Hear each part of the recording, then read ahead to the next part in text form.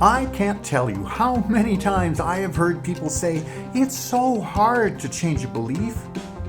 What I then point out is that the belief that it's hard to change a belief is just another belief.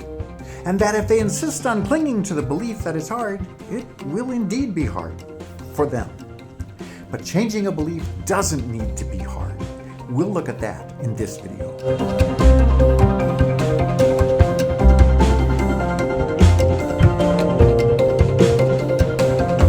My favorite definition of a belief comes from Abraham Hicks. A belief is just a thought you keep thinking. It's pretty easy to see this too. People have all sorts of beliefs. Sometimes those beliefs contradict beliefs others have, and people even have beliefs that contradict other beliefs of their own. The important thing, though, is not to mix up belief with truth. One has nothing to do with the other, even when there's evidence. That's why people can hold such vastly different beliefs so strongly. We think what we believe is true, when in reality, what we believe really are just thoughts that we continue to think. Yes, continuing to think thoughts creates neural networks in our brains that, of course, makes it easier to think those thoughts again. And the more we think a certain thought, well, the more likely we are to think it again. This is what rumination is about. We can get a lot of momentum going when a particular thought is a constant companion. That's why it can seem difficult to change a belief. The momentum of the old belief can be pretty strong. It begins to feel like it's thinking us, not the other way around.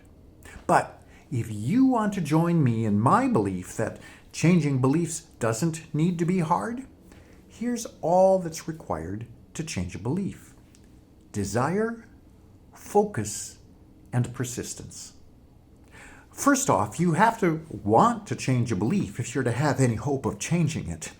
And this includes the willingness to release the old belief, which it turns out isn't hard either, unless there's a secret payoff for clinging to the old belief.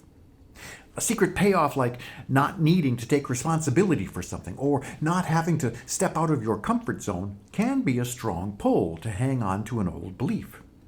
For example, if you've got a belief that says changing a belief is hard, hanging on to that belief relieves you of any responsibility when you tried to change a belief but failed. It's not your fault, it's just hard. This is a pretty good hidden payoff, if you ask me. But secret payoffs is frankly a whole other topic for another video. But if you are wanting a new belief and willing to let go of an old one, then you are halfway there. Focus is simply making conscious choices as often as possible to think something new and then thinking it repeatedly. You don't need to kill the old belief. You just need to stop strengthening it by not giving it your attention. And how do you stop giving something attention? Well, by focusing attention on something else. Period. In this case, on the new thought that you want to become a belief. And then persistence. It's not likely that your belief will change in an instant, but let's not make that a belief either. In most cases, though, it does take some time.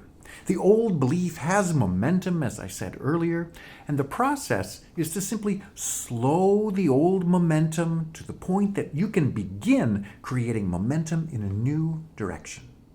Persistence is what can help you get there. Persistence in making a conscious choice to think the new thought and then thinking it repeatedly. And when I say repeatedly, you're likely saying, well, how many times do I need to repeat this? Well, there is no number I can give you. Just keep doing it. Persistence. I'll also be posting another video that addresses this question of how long this should take. But now I want you to add one more thing that can make the entire process easier. Compassion. Be kind and compassionate with yourself. Even when the old habit grabs your attention yet again, just recognize that's a normal part of the process. And don't beat yourself up. Nothing's gone wrong. Just redirect your focus again. That's how you change a belief. It really is that simple.